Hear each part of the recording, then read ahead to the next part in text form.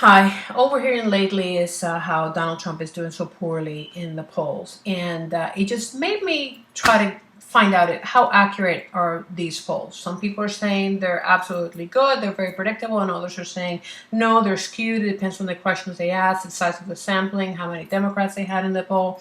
So I decided to go back to the primaries and see how the real clear politics averages were for both candidates, how they said they would do, and how they ended up doing when it came to voting.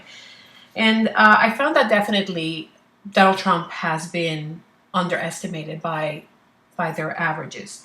I took the three worst ones and then I took one that was average. This is what I found. Indiana, underestimated for Trump by 12. Overestimated Hillary by 3. Rhode Island, underestimated Trump by 12. Overestimated Hillary by 1.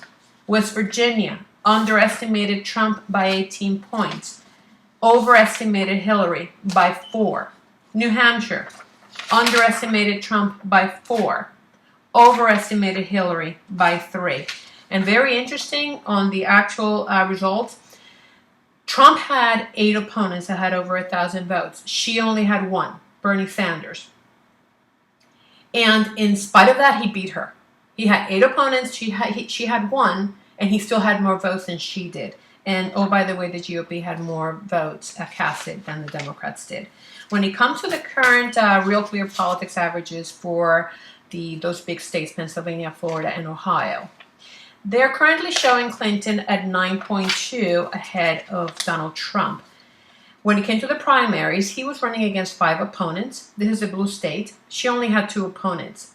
And in spite of that, he was only under by close to 26,000 votes. It was 25,987.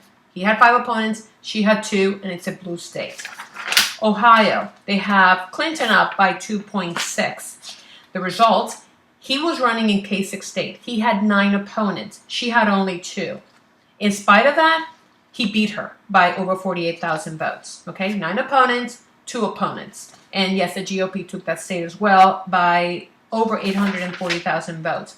And finally, Florida. They have Clinton up by 3.3. During the primaries, he had 12 opponents. She had only 2.